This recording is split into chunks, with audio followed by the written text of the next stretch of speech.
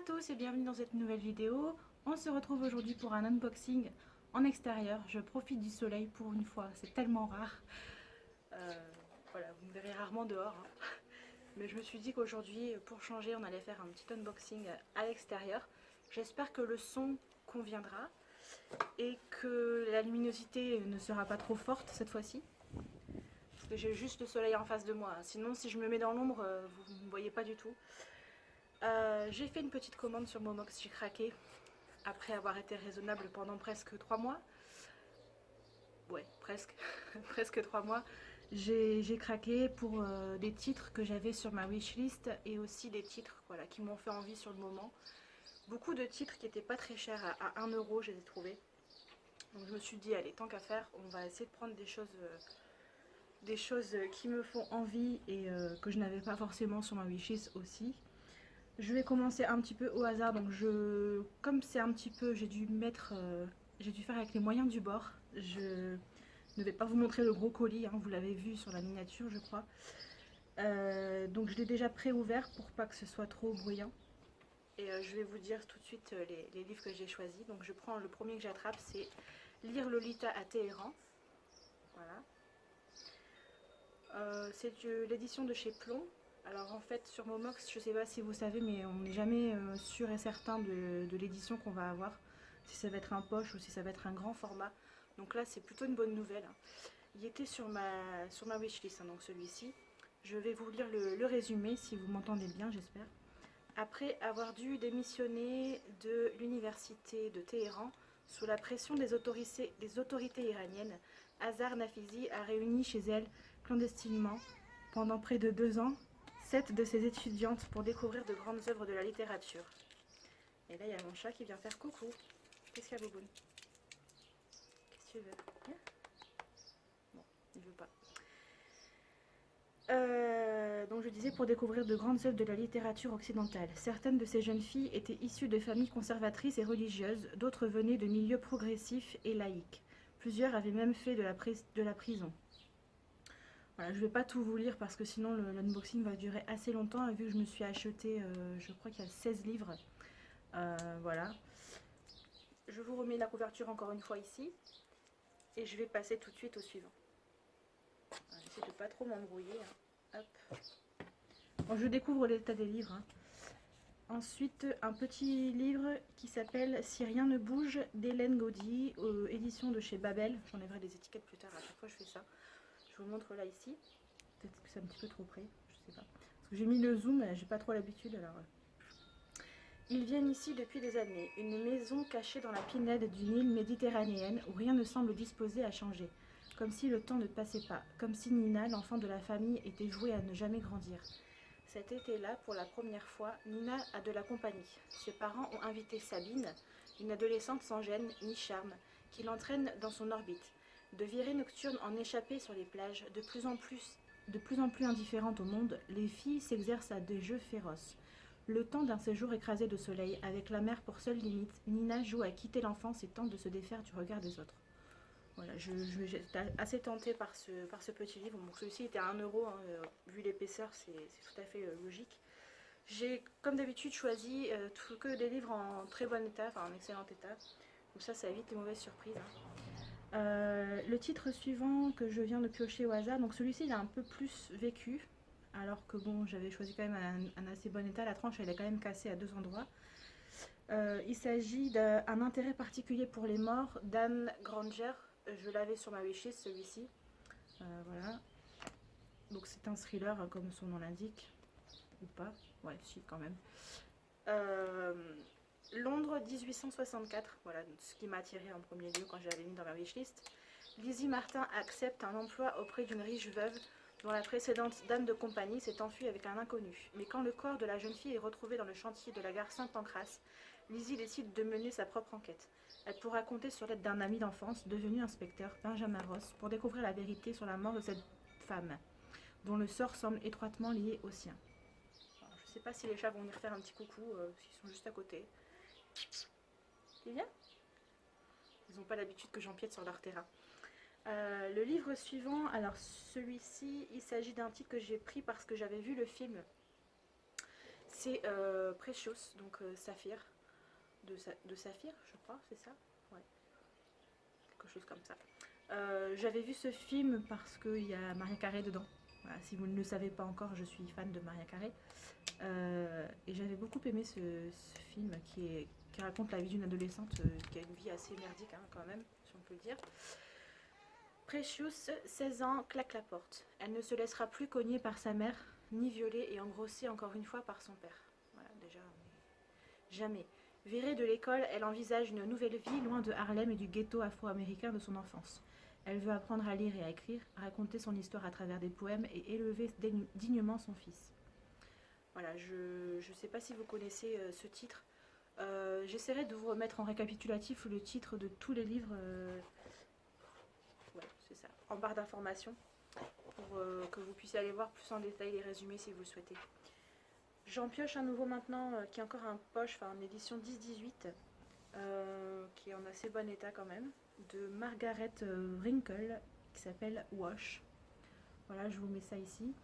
Alors, pour faire ma sélection de livres, en fait, j'ai lu les résumés sur Livre Addict et j'ai essayé de voir très rapidement les notes qu'ils avaient, donc pas forcément les avis des gens, mais quand il y avait quand même des notes moyennes ou basses, je me suis dit peu importe, je vais choisir. Si le résumé me fait envie, je le prends, peu importe la note qu'il va avoir, c'est juste pour voir si justement j'ai les mêmes goûts que les autres ou pas. Ça me plaît de temps en temps. Nashville, au 19e siècle, une plantation. Wash a survécu aux injures, aux coups, à Richardson, son maître, qui a fait de lui son étalon, le louant aux propriétaires voisins pour féconder leurs esclaves. Sa force, il la puise dans les voies de ses ancêtres, le souvenir de sa mère et la nature. Et quand il vacille, il se raccroche à Paillasse, esclave elle aussi, et guérisseuse, dont les mots lui apportent force et courage. Un premier roman audacieux sur un pan méconnu de l'histoire de l'esclavage, comparé à Toni Morrison et William Faulkner. Voilà, je vous remets ici le livre. Ça parlait d'esclavage dans une plantation. Voilà, vous savez que ça m'intéresse comme sujet. Ensuite, j'ai pris un titre qui m'a fait envie sur le moment parce que j'aime beaucoup Londres. Et je me suis dit que ça pouvait être intéressant. En fait, je vais vous expliquer ce que c'est. Escapade littéraire, donc c'est chez Pavillon Poche, chez Robert Laffont. Je vous le mets juste ici. Pour approcher, visiter, comprendre une ville, qu'y a-t-il de mieux que de découvrir ce que les grands auteurs ont pu en dire? Laissez-vous surprendre par les textes consacrés aux plus belles cités du monde, puisés dans les récits de voyage, correspondances et autres carnets de route des écrivains voyageurs. Voilà, donc en fait, on va avoir la vue de Londres, en fait, parce que là, c'est Londres, hein. Du point de vue de Voltaire, de l'abbé Prévost, de Charles Nodier, de Gérard de Nerval, entre autres, qu'est-ce que je pourrais vous citer? Ah oui, il parlait beaucoup, hein. De Hector Berlioz, de Victor Hugo, voilà, entre autres. Donc en fait, on va voir un petit peu comment ils décrivaient la Londres à leur époque, en fait. Je trouvais ça intéressant. Je pioche maintenant le livre suivant. Ah, c'est un grand format. Il s'agit des Lunes de Mir Ali de Fatima Buteau, édition Les Escales. Voilà, je vous le mets. Alors en premier lieu, ce qui m'a attiré forcément, c'est la couverture, mais vous en doutez. Et aussi le résumé qui m'intéressait énormément. Par une jeune prodige issue de la célèbre dynastie Bhutto, une chronique familiale poignante, à la fois tendre et violente, émouvante et haletante. En explorant les drames, les peurs, les luttes de la jeunesse pakistanaise actuelle, Fatima Bhutto nous offre une histoire universelle d'amour et de perte, pleine de poésie et de force. Mir Ali, petite vie rebelle du Pakistan à la frontière de l'Afghanistan, premier jour de l'Aïd. 3 frères quittent la table du petit déjeuner. Tout juste rentré des États-Unis, l'aîné aile un taxi pour se rendre à la mosquée. Le deuxième, médecin, part travailler à l'hôpital. Tourmenté, son épouse ne s'est pas jointe à la famille ce matin. Personne ne sait ce qu'elle fait de ses journées en ce moment. Le Benjamin, l'idéaliste, prend quant à lui sa moto pour rejoindre la ville. Assise derrière lui, une jeune femme transformée par la guerre avec un combat à mener. Voilà, ça m'attirait énormément en vue du résumé. Voilà, je me suis dit que ça pouvait être super intéressant. Je vais passer au livre suivant. Alors, comme j'ai qu'un tout petit espace, je suis en train de remettre les livres que je viens de vous présenter pour ne pas les reprendre, bien sûr. Les chats sont en train de jouer à la bagarre. Alors, hop.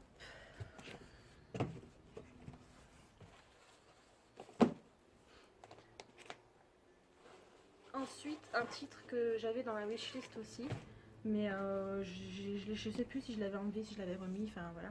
Il s'agit de Notre Mère de Corinne Zelkas, donc chez 10-18 aussi. Un résumé qui m'avait attiré au premier lieu quand je l'avais mis dans ma wishlist. Voilà. Il faudrait que je vérifie, mais je sais plus si je l'avais laissé ou pas. Je sais plus. Ou alors j'avais déjà dû le prendre et j'avais dû annuler dans les moments, enfin je sais plus trop. Alors, 3 enfants, une belle maison, un couple uni. Bienvenue chez les Hearst. Mais attention, sous le vernis de la famille idéale se cachent de troubles secrets. Pourquoi Rose l'aînée a-t-elle subitement disparu un an auparavant? Et qu'est-ce qui a poussé Violette, ado rebelle de 16 ans, à attaquer son petit frère autiste à coups de couteau? Dangereuse pour elle et pour les autres, mise à l'écart en hôpital psychiatrique, Violette réfléchit aux causes de sa détresse. Se dessine bientôt l'inquiétant portrait d'une mère abusive, avec qui le combat s'annonce dantesque. Entre thriller psychologique et roman familial, ce livre explore avec mordant les relations mère-fille et les méandres de la manipulation. Est-ce que j'ai vraiment besoin d'en dire plus? Ouais, le résumé est assez ouf quand même. Donc je me suis dit, allez, je vais le prendre cette fois-ci. Je l'avais laissé dans ma wishlist un petit moment. Et voilà. Nouveau titre que je n'avais pas mis de côté, enfin que je suis tombée dessus par hasard, c'est la couverture qui m'a attirée tout de suite en fait. Hein, voilà, je sais pas si vous reconnaissez évidemment, en plus le titre très explicite, Manhattan Marilyn, donc c'est un thriller aux éditions critiques. Donc les chats sont en train de se battre. Ancienne marine en Irak, Christine Arroyo découvre dans les affaires de son grand-père décédé un célèbre portraitiste des clichés inédits de Marilyn Monroe. Aidée par un photographe, elle décide de monter une exposition. Malheureusement, rien ne se passe comme prévu, une mystérieuse organisation s'en prend à eux. Pourchassée, traquée, la jeune femme va rapidement comprendre que son destin est lié à celui de Marilyn Monroe et s'efforcer de reconstituer les derniers jours de l'égérie hollywoodienne afin de percer le mystère qui entoure sa disparition. Pareil, il n'y avait pas une note de fou sur Livre Addict, mais j'étais très tentée par le résumé. Marilyn m'a toujours un peu fascinée, donc je suis très intriguée par ce titre. Le livre suivant, il s'agit d'un titre que j'avais dans ma wishlist et je suis très contente de l'avoir trouvé si peu cher. Je crois qu'il était à peine à 3 euros. En plus, c'est un grand format. Donc, il s'agit de Les Jours de silence de Philippe Lewis. Je vous l'avais déjà présenté en point lecture, en sortie du mois qui m'intéressait. Voilà, je suis super contente de l'avoir trouvé. Franchement, je ne sais même pas si on l'a lu parce qu'il est vraiment en très bon état. Porté par une grâce et un style unique, ce roman d'apprentissage livre le portrait complexe d'une famille du vieux sud pétrie de littérature, mais incapable de trouver les mots pour exprimer ses grandes joies et ses infinies douleurs. Convoquant Poe, Wolfe, Faulkner ou Salinger, Philip Lewis livre un futur classique des lettres américaines. Voilà, je ne vais pas vous lire tout le résumé parce qu'il est assez long, mais de toute façon, comme je vous l'ai dit, je vous mets les titres en barre d'infos si vous voulez aller voir les résumés plus détaillés. Ouais, je suis super contente parce que franchement, il est en super bon état. Ensuite, un petit livre que je suis en fait contente d'avoir trouvé au final. Je l'imaginais plus gros que ça. Je suis contente de l'avoir trouvé d'occasion celui-ci parce que pareil, il était dans ma wishlist. C'était les sorties du mois que je vous avais présenté aussi. Il s'agit de L'abattoir de verre de J.M. Coetzee. Je sais toujours pas le dire. Voilà. Une femme écrivain au soir de sa vie, chaque jour qui passe la rapproche de l'ombre et elle constate avec calme et lucidité la délinquescence de ses facultés mentales. Autour d'elle se pressent ses enfants qui s'inquiètent pour elle, l'admoneste de quitter l'Australie pour les rejoindre. Alors je ne sais pas si vous vous rappelez, je vous remettrai la vidéo ici de mes blops, de tous les bafouillages que j'ai pu faire quand j'ai commencé à filmer. C'est la fameuse phrase que j'ai mis 15 plombs à dire l'admonestant au lieu de dire l'admoneste. Voilà, je ne sais pas si ça vous rappelle quelque chose pour ceux qui me suivent depuis un petit moment. Bref, elle s'y refuse pourtant, préférant faire face à l'inéluctable dans la liberté et l'indépendance de la solitude, s'interrogeant jusqu'au bout sans relâche sur le sens de sa propre existence et sur la nature profonde de notre humanité. Voilà, pareil, j'ai pas lu tout le résumé parce que c'est un petit peu long, mais celui-ci me faisait envie depuis un petit moment maintenant et je suis contente de l'avoir trouvé d'occasion parce que franchement, 18 € neuf pour un livre qui fait 160 pages, ouais, non quoi. Franchement, je rajoute 2 €, j'ai un livre qui fait 500 pages dans les autres éditions, donc non. Ensuite, un titre que j'ai découvert sur Momox en fait, enfin, j'en avais jamais entendu parler. Ce qui m'a attiré en premier lieu, évidemment, quand je vais vous montrer, vous allez comprendre pourquoi, c'est la couverture. Voilà. Parce que j'ai besoin d'en dire plus, franchement. Il s'agit du secret de l'immortel, c'est pas français, hein, d'Alma Katsu, donc aux éditions Le Pré au Clair. Donc en plus, je connaissais pas. Et en fait, j'ai vu la couverture, mais bonne surprise, la tranche est colorée aussi. Alors je trouve ce livre d'une beauté, j'adore. Voilà, j'aime trop. Évidemment, le résumé m'a aussi donné envie d'acheter, hein, je n'ai pas acheté juste pour la couverture. Luke Finlay est médecin à St Andrew, une petite ville perdue du nord de l'état du Maine. Ce soir-là, quand il prend son service à l'hôpital, il s'attend à une nuit comme les autres. Mais au lieu de cela, Lanor McIlvray entre dans sa vie et la transforme pour toujours. Car Lani est une femme au passé chargé. Son histoire, où l'amour se mêle à la trahison et transcende la mort, a commencé au début du 19e siècle dans une communauté puritaine au nord des États-Unis. Là, à 12 ans, Lainey a décrété que Jonathan, d'une beauté exceptionnelle, serait l'homme de sa vie. Séduction, obsession, passion, décadence, perversité et brutalité. La vie de Lainey traverse les siècles sans parvenir à apaiser ses démons. Alors c'est surtout cette dernière phrase qui m'a intriguée parce qu'on nous dit « traverse les siècles ». Donc est-ce qu'elle est, c'est une créature, de toute façon le titre, l'immortel, voilà, c'est une créature surnaturelle ou est-ce que c'est juste une humaine mais qui a des pouvoirs, donc, je sais pas trop. Mais ça m'intriguait vraiment beaucoup, donc je pense que ça va être une sorte de quelque chose d'un peu peut-être noir.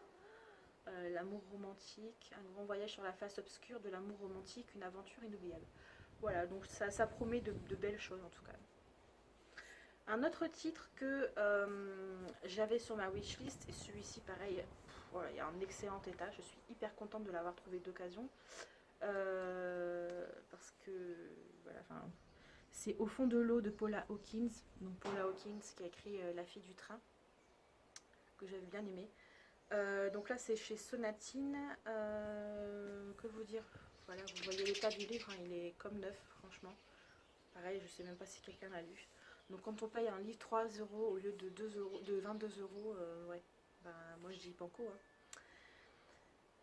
Après La fille du train, le nouveau roman de Paula Hawkins. En froid avec sa sœur Nell depuis des années, Julia n'a pas voulu lui répondre lorsque celle-ci a tenté de la joindre. Une semaine plus tard, le corps de Nell est retrouvé dans la rivière qui traverse Beckford, la ville de leur enfance. Obligée d'y revenir, Julia est terrifiée. De quoi a-t-elle le plus peur? D'affronter le prétendu suicide de sa sœur? De s'occuper de Lena, sa nièce de 15 ans qu'elle ne connaît pas? Ou de faire face à un passé qu'elle a toujours fui? Plus que tout encore, c'est peut-être la rivière qui la terrifie, ces eaux à la fois enchanteresses et mortelles, où depuis toujours les tragédies se succèdent. Voilà, donc je n'avais pas besoin de plus pour reprendre ce titre. Hein. De toute façon, il était dans ma wishlist, donc je le voulais. Ensuite, un titre qui m'a attiré de par... un livre qui m'a attiré de par son titre, justement, puisqu'il s'agit de Les Jacarandas de Téhéran, de Sahar Delidjani. La couverture est juste super belle, donc chez Albin Michel. Pareil, en assez très bon état. Je parle plus français en fait. Il est en assez bon état. Au dos, on a une photo de l'auteur. Elle est trop belle. Je la connais pas du tout, mais elle est hyper belle. Neda, née dans la prison d'Evin de Téhéran, est arrachée à sa mère au bout de quelques mois. Omid, 3 ans, est témoin de l'arrestation de ses parents dissidents. Comme d'autres enfants de prisonniers politiques, ils seront élevés par leurs proches à l'ombre des jacarandas, ces arbres violets flamboyants qui berceront leur enfance. 20 ans après, cette génération porte toujours le poids du passé, alors que commence une nouvelle vague de protestations et de luttes politiques. Voilà, comme j'avais appris lire le Lutte à Téhéran, je suis avec Téhéran dans le titre, je dis que ça pouvait me plaire aussi. J'ai très hâte de découvrir ce titre. En tout cas, voilà, ça promet de jolies choses encore, je crois. On est bientôt à la fin, il reste 2. Alors tout d'abord, un titre pour lequel je me suis laissée tenter, pareil sur Momox, hein, parce que je n'avais jamais entendu parler de ce titre. Dites-moi en commentaire s'il y a des titres que vous connaissiez ou s'il y en a d'autres qui vous faisaient envie déjà. Là c'est la couverture qui m'a attirée en premier lieu et ensuite c'est le résumé qui m'a convaincue. Les Crève-Cœurs, donc c'est un tome 1 apparemment, c'est en 3 tomes je crois. Voilà, le tome 1 édite chez la Bourdonnais. dans le pôle fiction. Germain Crèvecoeur, l'un des plus grands créateurs de chaussures pour femmes du XXe siècle, vient d'être retrouvé pendu. L'artiste adulé, mais pourtant tristement solitaire, lègue tous ses biens à son fils caché Raphaël. Ses richesses comprennent une maison étrange aux murs couverts de souliers féminins et de lettres dans lesquelles le défunt dévoile le roman de sa vie, ainsi que ses plus terribles secrets. Tout commence en 1915 avec Edith, femme magnifique et forte, mariée malgré elle à Romain et secrètement amoureuse d'Hector. Le premier est un cordonnier fétichiste et dangereux, le second un soldat allemand de la Grande Guerre, ennemi de la patrie. Mais l'amour apatride se joue des frontières comme des convenances. Entre passion et intrigue familiale, la saga des Crèvecoeur est un hymne à la beauté féminine autant qu'un voyage dans le cœur meurtri d'un homme à la sensibilité unique qui pensait soigner son âme au fond d'une bottine pour dame. Voilà, ça m'attirait beaucoup, hein, chaussures, femmes, Seconde Guerre mondiale, soldats, enfin voilà, il m'en a pas fallu plus pour être tentée. Et enfin, le dernier titre, pareil, je connaissais le terme, je ne savais pas exactement ce que ça voulait dire. Et la couverture m'a attirée en premier regard et le résumé m'a convaincu également. Il s'agit de Zeina Bachapoche, de Cécilia Duterre, donc édition du Rocher, je vous le mets ici. La couverture est très jolie aussi. Née à Kaboul, Zeina n'a que 3 ans à la mort de son père. Selon une coutume ancestrale, elle sera une Bachapoche, une fille déguisée en garçon. Seul moyen de survivre à la honte d'une famille de femmes dans un pays où elles ne peuvent se déplacer qu'accompagnées d'un homme. Voilà, je ne vais pas en lire plus, mais rien que le début, ça m'a vachement donné envie en fait. Donc n'hésitez pas à me dire si vous l'avez déjà lu, si vous connaissez ce titre. Voilà, je vais m'arrêter là, hein, parce que la vidéo, je pense qu'elle doit durer déjà depuis un petit moment. Là, les chats sont tranquilles à côté en train de se faire leur toilette. J'espère vous filmer demain si je peux. Peut-être pas un nouvel update, mais peut-être une nouvelle vidéo sur la suite de mes séries. Je vous dis à très bientôt dans une prochaine vidéo. J'espère que vous avez quand même entendu ce que j'ai dit, que vous m'en voulez pas si vous ne m'avez pas bien vu. De toute façon, c'est pas une grosse perte. Le plus important, ce sont les livres. Je vous dis à très bientôt. Prenez soin de vous. Profitez du beau temps s'il fait beau chez vous. Et à la prochaine. Ciao, ciao.